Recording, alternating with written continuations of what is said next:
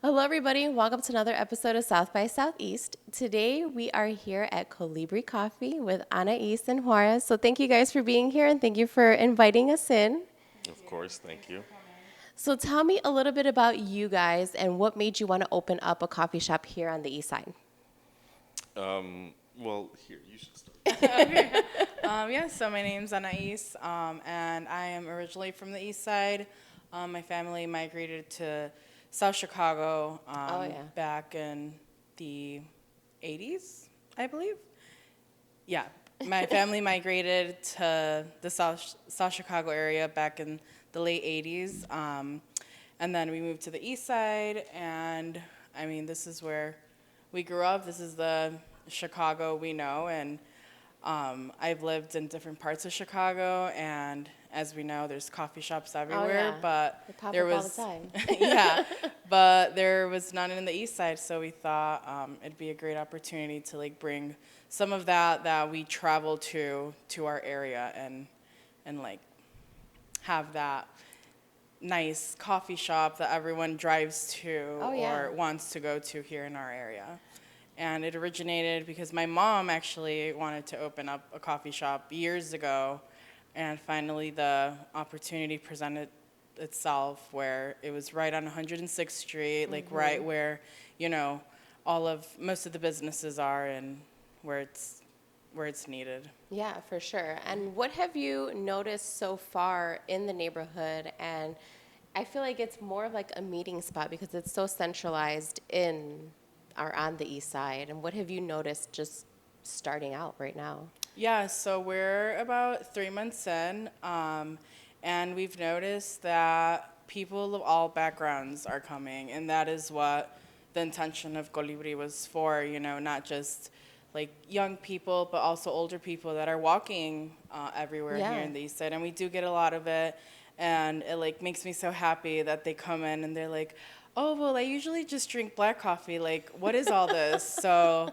I Like, like well, you're in for a rude awakening because we have all yes. kind of flavors. Yeah, so it's like cool how I get to explain like these are flavors from our culture, but with a twist. And they're like, wow, that's cool. And they try it and they're like, man, this is good. And I'm like, yeah. I try to, you know, highlight that my boyfriend Juarez makes all of the syrups in house, and we try and be as natural and organic as possible. That's awesome. And Juarez, tell us a little bit about what you do here for Colibri. I'm a little bit more of like the specialist of the team. Okay. I have 15 years of restaurant experience, Oh, wow. jumping around from various roles and various locations.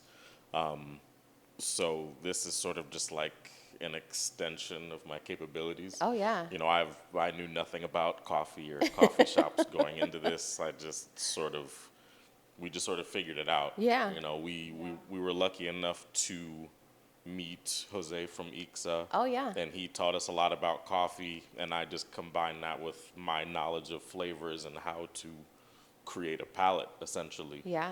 So I'm like the food and everything else behind this, pretty much. Everything else after coffee. Yeah.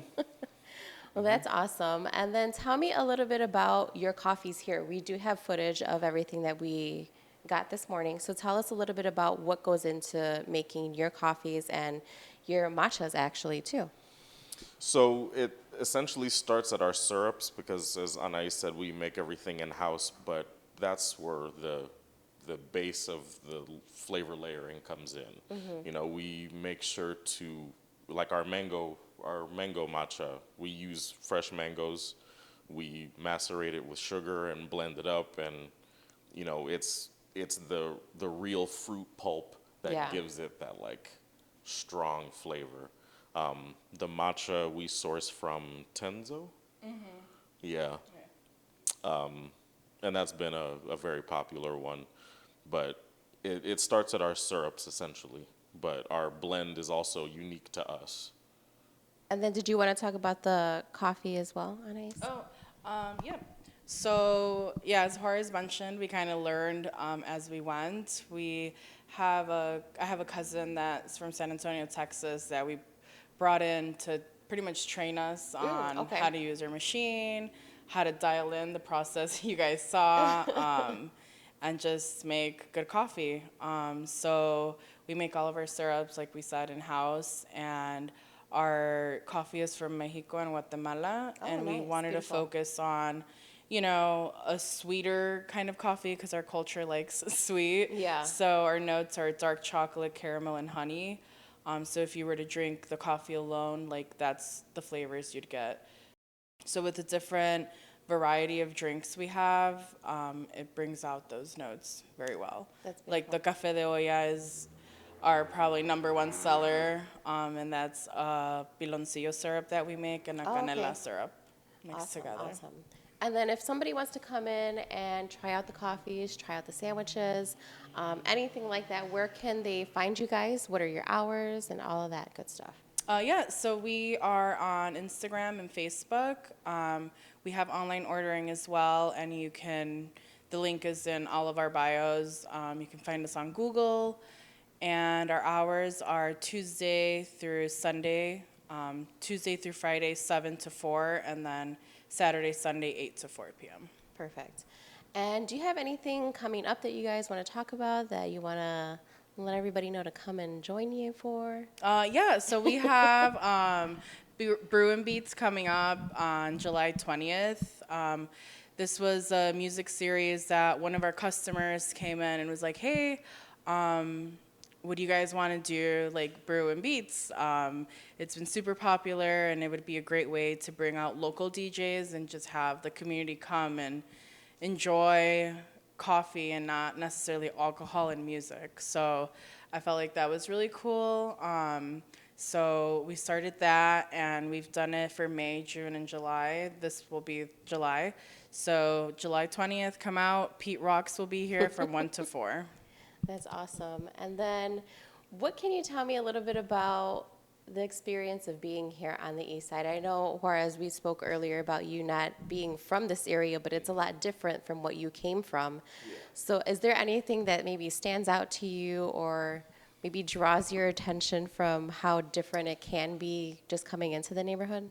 Yeah, I mean, I think it was definitely our first month, but it was early on in our first month. A bike group came, and they Wait, were like what kind of bikes? Like bicycles or like no, motorcycles? like bicycles. Yeah, like bicycles, like cyclists.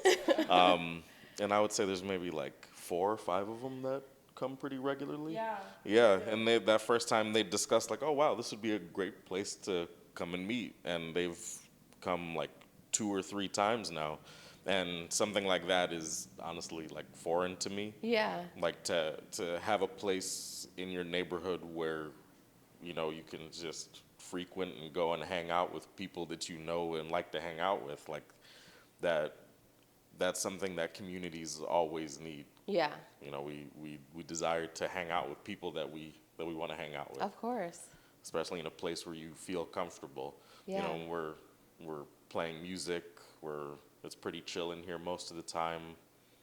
Like it's nice to see that the community actually needed it and is responding in a way that shows that like they support it.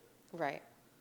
That's awesome. And I'm glad that you guys are here because, like you said, the community did need it. It's been, I think, missing from the community for a while now. I know there's been a couple of places trying to go and do the same route, but it's different when you have it right in your community, centralized, and it's in a very busy area, so you guys get, I imagine, a lot of different people, a lot of different faces.